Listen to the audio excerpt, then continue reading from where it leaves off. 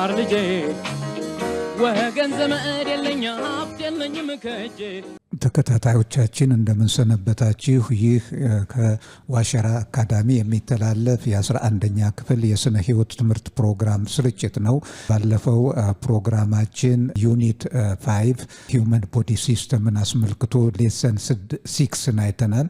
ሌሰን 6 ላይ ያየነው ስለ ሂውመን ሪፕሮዳክቲቭ ሲስተም ነው። በተለይም ሂውመን ሪፕሮዳክቲቭ ሲስተምን አስመልክቶ ሜል ሪፕሮዳክቲቭ ሲስተምን አይተናል።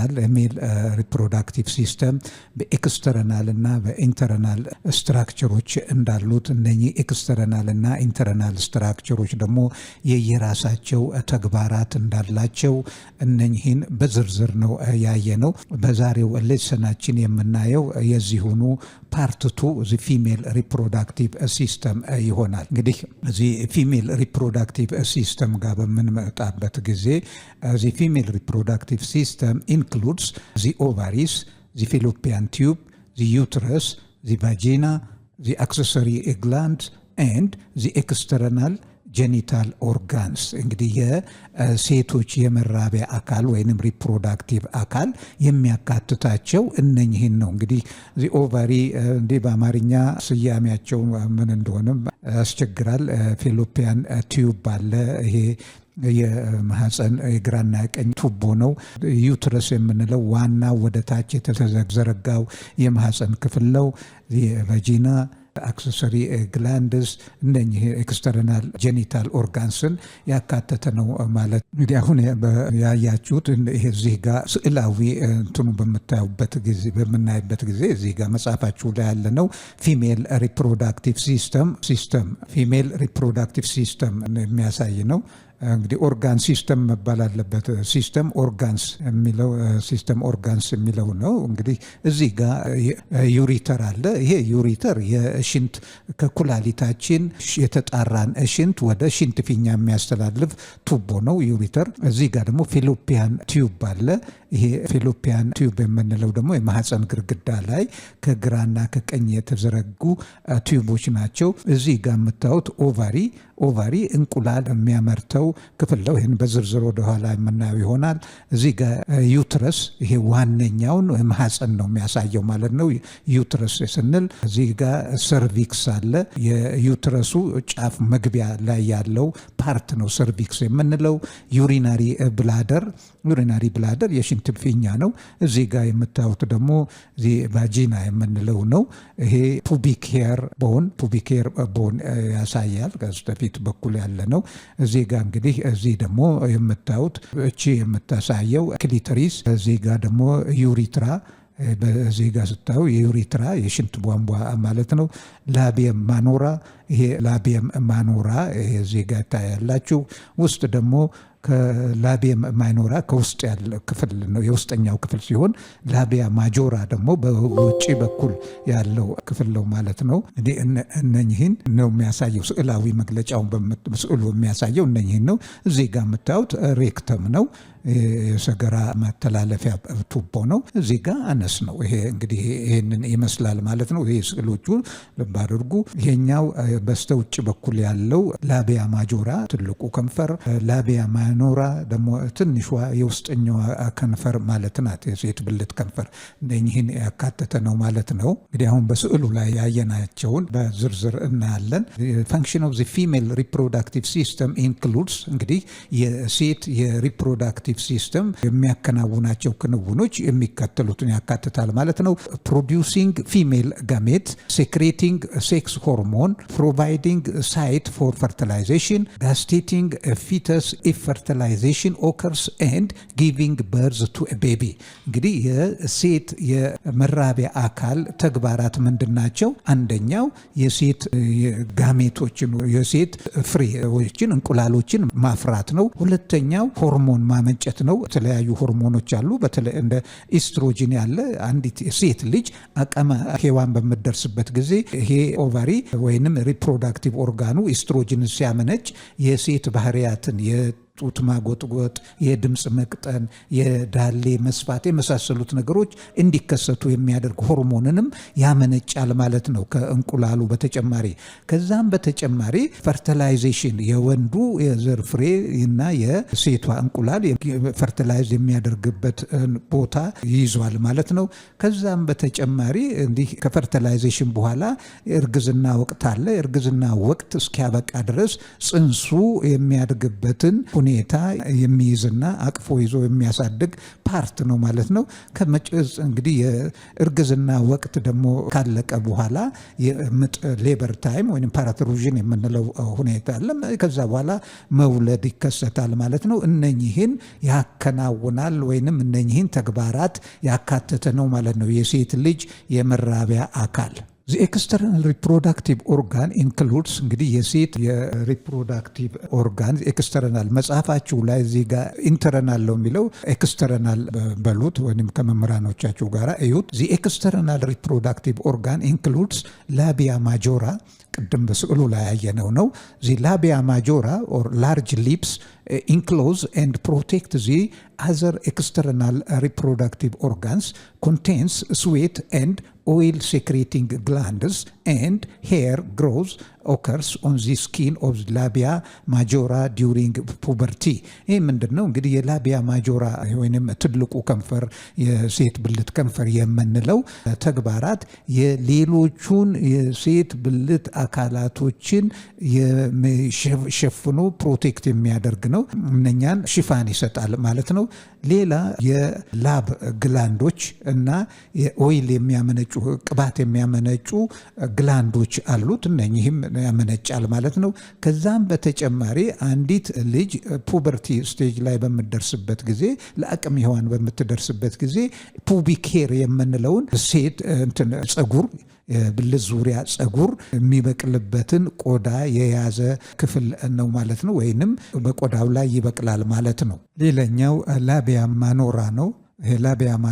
Labia minora small lips have a variety of size and shapes, lie just inside the labia majora and surround the opening of the vagina and urethra tube. The labia minora is very delicate and can become easily irritated and swollen. እንግዲህ ምንድነው እዚህ ጋር የምንለው ይሄ ላቢያ ማይኖራ የምንለው ከላቢያ ማጆራ በስተውስጥ በኩል የሚገኝ ነው። እንደገና ምን የተለያየ ሳይዝ እና ሼፕ ሊኖረው ይችላል።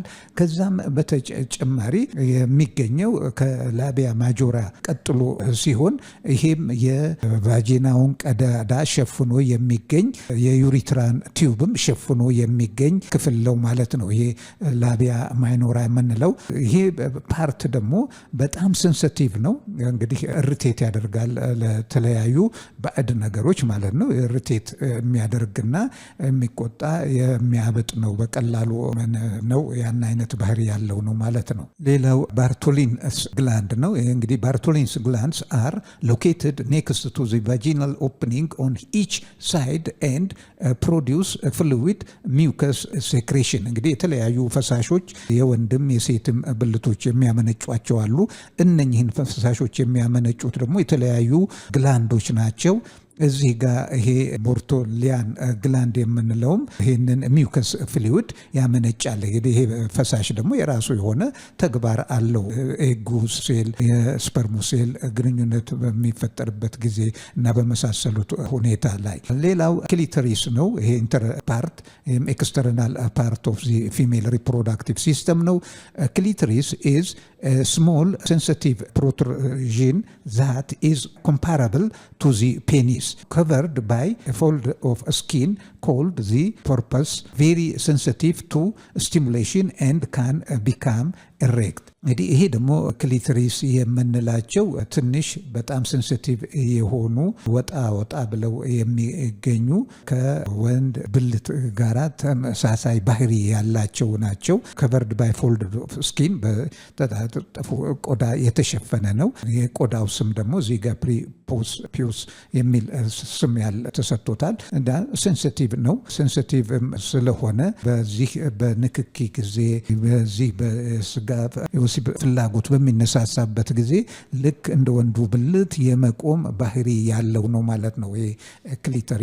እንግዲህ እስካሁን ያየነው ስለ ውጭኛው የሴት ብልት አካል ክፍል ነበር። አሁን በመቀጠል የምናየው ደግሞ ኢንተርናል ፊሜል ሪፕሮዳክቲቭ ኦርጋን ይሆናል። ይሄም ኢንተርናል ፊሜል ሪፕሮዳክቲቭ ኦርጋን ኢንክሉድስ ቫጂና ኢዝ ኤ ካናል ዛት ጆይንስ ዚ ሰርቪክስ ቱ ዚ outside of the body። እንግዲህ ቫጂና ቲዩብ ነው።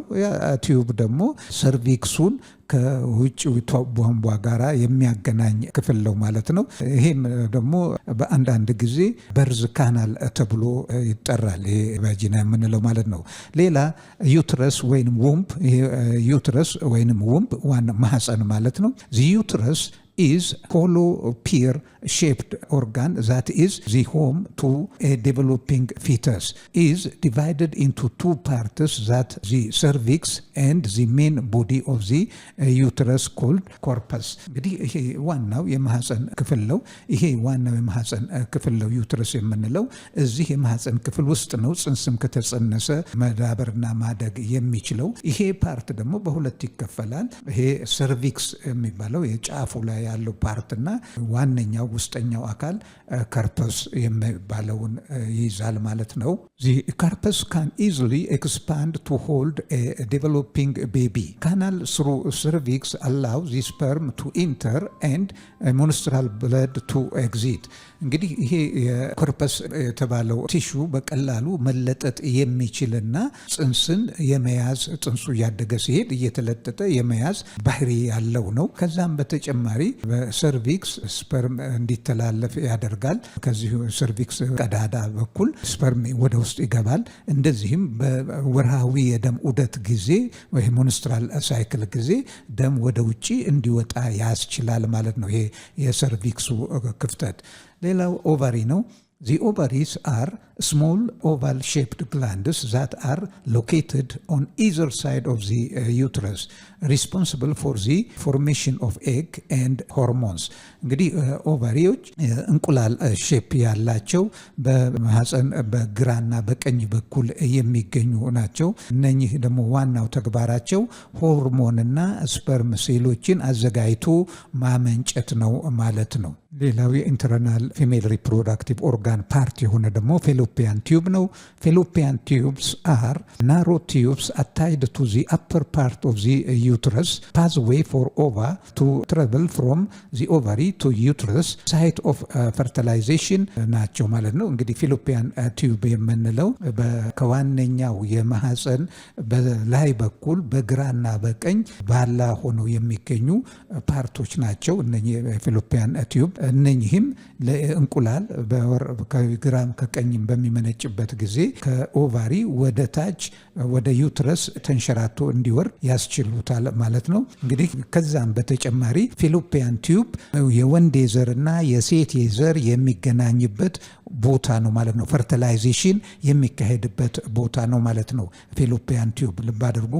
ስፐርም ሴል ከኤግ ሴል ጋራ ፊውዝ የሚያደርገው ፌሎፒያን ቲዩብ ውስጥ ነው። እንዲህ አፍተር ፈርቲላይዜሽን the egg moves to the uterus where it implant into the uterine lining።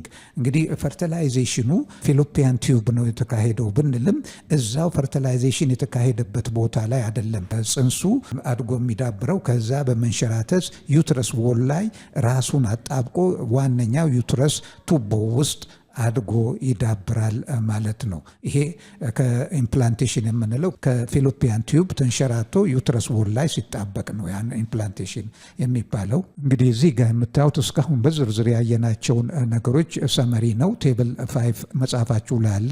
ሰመሪ ኦፍ ዚ ፊሜል ሪፕሮዳክቲቭ ስትራክቸር ኤንድ ዜር ፈንክሽን ይላል። እዚህ ጋር ኦቫሪስ produce the hormones estrogen and progesterone, site of ova development and ovulation. Fallopian tube carry the ovum from the ovary to the uterus, usually the site of fertilization.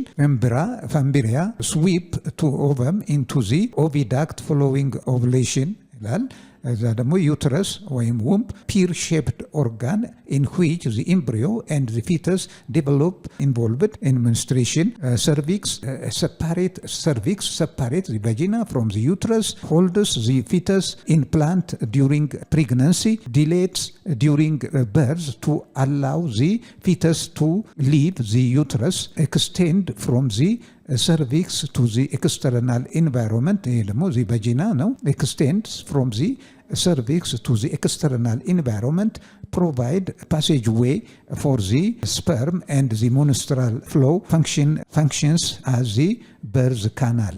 vagina functions as a birth canal. ተከታታዮቻችን እንግዲህ ዛሬው ሌሰናችን የሴት የመራቢያ አካል ወይንም የሪፕሮዳክቲቭ ኦርጋንን ነው በዝርዝር ያየነው። ያንን አስመልክቶ የሴት ልጅ ኤክስተርናል ሪፕሮዳክቲቭ ስትራክቸር እና ኢንተርናል ሪፕሮዳክቲቭ ስትራክቸርን በዝርዝር አይተናል፣ ስዕላዊ መግለጫውንም ጭምር። በመጨረሻም ደግሞ ይሄ ሰመሪውን የእያንዳንዱን የዚህ የኤክስተርናል እና የኢንተርናል ስትራክቸር ሪፕሮዳክቲቭ ስትራክቸር ተግባራትንና ክንውንን በአጭሩ ያየነው። እንግዲህ ይህንን ሌሰን በዚህ የምናጠቃልል ይሆናል። እንግዲህ ሁልጊዜ በሌሰናችን ማጠቃለያ አደራ የምንላችሁ ይህ ትምህርት ለሌሎች ተደራሽ ይሆን ዘንድ ሰብስክራይብ፣ ላይክ እና ሼር ማድረግ አትርሱ። ከዛም በተጨማሪ በትምህርቱ ላይ ሊኖር ይገባል የምትሉትን የማሻሻያ ሀሳብም ከመስጠት ወደኋላ እንዳትሉ አደራ ጭምር እንጠይቃለን። በሚቀጥለው ሌሰን እስከምንገናኝ ደህና ሁኑ፣ ደህና ሰንብቱ ተማሪዎች።